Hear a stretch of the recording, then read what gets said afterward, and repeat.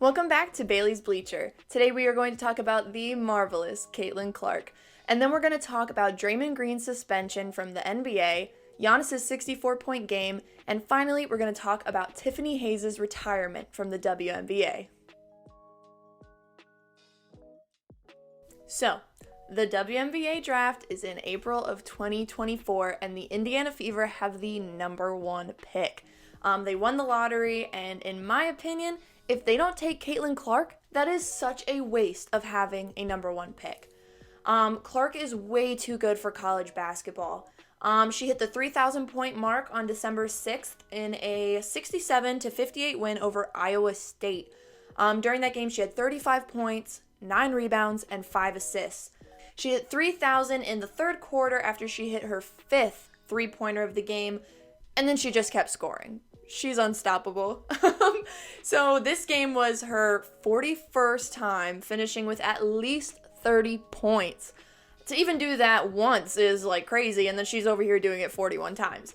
So that is the most in D1 history for at least the past 25 seasons. And she's also the fastest woman to reach 3,000 points also within the last 25 seasons, which was in 110 games. I think the next one was 113 was the fastest. But 3,000 points in basketball in general is insane. And then at the Division I level, absolutely ridiculous. She became the first player ever in D1 history, men's or women's basketball, to record at least 3,000 points, 750 rebounds, and 750 assists. Clark is the 15th NCAA women's basketball player to reach that feat. So just even to be in that list is crazy, and she's 15th. I'm sure there will be more to come after her, but I think it's definitely going to take a while until we see another 3,000 point scorer. She's also Iowa's all-time leading scorer, and she is the 10th all-time leading scorer on the NCAA women's basketball scoring list. So again, she just keeps climbing. Everything, bam, bam, bam. Caitlin Clark, everywhere you see, Caitlin Clark. So right now, she is currently sitting at 3,041 points, and that was as of the 10th. And that number will continue to rise starting on the 16th versus Cleveland State, so in 2 days. There's 18 games left in the regular season, and then the Big Ten tournament, so potentially 5 more games after that. So if you take her average right now, which is 29.5 points, and you add that number to each of the regular season games that's left, that would bring her total to 3,572 points. Which would make her the highest scorer in NCAA women's basketball, as she would surpass Kelsey Plum, who had 3,527 points in her career. Then you add potentially like 5 more postseason games in the Big Ten tournament, and that would put her at the 3,720 mark, I think, with points. And that would put her at the number 1 spot of men's or women's college basketball career points. Right now, it's Pete Maravich who leads with 3,667, and that was in the late 60s. So it has been a very long time that record has been held, and Caitlin Clark could be the one to beat it. Now, Clark does have another year of eligibility left, but I really think she'd be crazy to use it. She is just too good for college basketball. She has outgrown it. She needs to move on, and she is just so ready for that next level. The WNBA would be such a great change for her to actually test her skills. And not that they aren't being tested necessarily, but to what extent. She needs to be playing against professional athletes who have been in the league for a while, and I think that will really gauge where she's at skill-wise. Homegirl is hitting 30 plus points every other day. It is time for a change. It is time for the WNBA to challenge her. So like I said earlier, the Indiana Fever has the number 1 pick, and again, there are great players in the running, but Clark is definitely the top choice in my books. If they don't draft her, I will be shocked. Coming out with the number 2 pick is Los Angeles, number 3 is Phoenix, and then the number 4 pick is Seattle.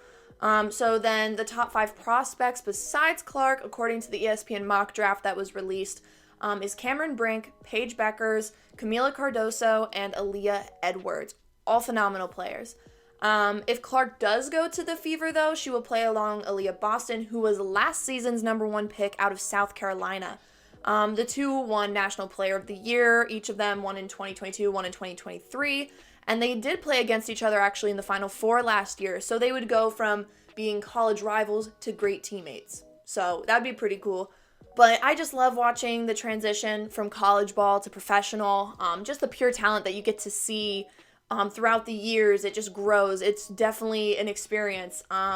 But I think that Caitlin Clark will have a significant WNBA career no matter where she goes, but it will be with the Fever. So this draft in April is going to be very exciting. And I am sure you are going to hear me talk about Clark again on this show because I am predicting that she's going to beat Plum's record for most points in a career and maybe even hit the most points in NCAA history, beating Maravich. So make sure you keep an eye out for that episode because it is definitely going to happen by the end of this basketball season. Now, let's talk about Draymond Green's suspension. So the Golden State Warrior was suspended indefinitely from the NBA after striking the Phoenix Sun center Nurkic in the face during the Warriors' 119-116 loss on December 12th. So as you can see in this video, Green was clearly getting frustrated with Nurkic's defense. It was tight, it was all up in your face, but that doesn't mean that you get to swing on somebody. Like, you just don't do that. And so the only information that we have right now on the suspension is that he will be required to meet certain league and team conditions before he returns to play. And that's right from the official NBA website. Now, if you know anything about Green, he clearly has control issues. He's been suspended 6 times throughout his career. And these are for different altercations and technicals. Like, he's even punched one of his own teammates before. Who does that? Like, yeah, maybe you want to punch your teammate every now and then, like, you get super frustrated with them, but who actually acts on that? Obviously, he does. But I just really think that the league needs to take a look into this and really determine if he should even come back at all. Like, he is the drama. But in other NBA news, Giannis had a 64-point game in the Bucks' 140-126 victory over the Pacers. After the game, Giannis and some of the other Bucks reportedly went into the Pacers' tunnel after the game looking for the game ball and got into a scuffle, is how they put it.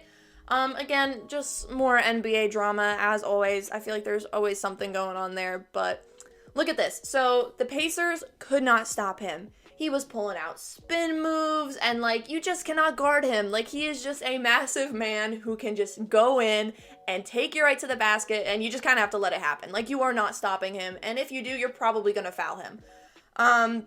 So straight from ESPN, Giannis became the first player in NBA history to make at least 20 field goals and 20 free throws in a game while shooting at least 70% on each. That's wild.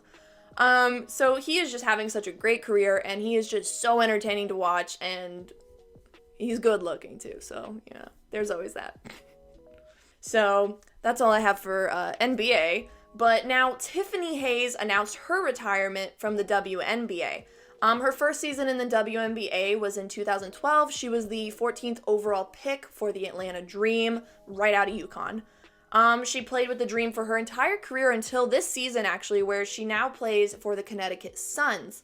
Overall, Hayes had 4,310 points, 1,041 rebounds, and 774 assists in regular season play as a guard in the WNBA. She did say that you may see her playing overseas still, but this is all that she has in her for the WNBA. Her time in the WNBA has come to an end. So I want to introduce a little segment before the end of every show. It's going to be called Quick Notes, and it is basically some things going on in the sports world or like that have to do with what I'm talking about in that episode that I don't fully want to dive into.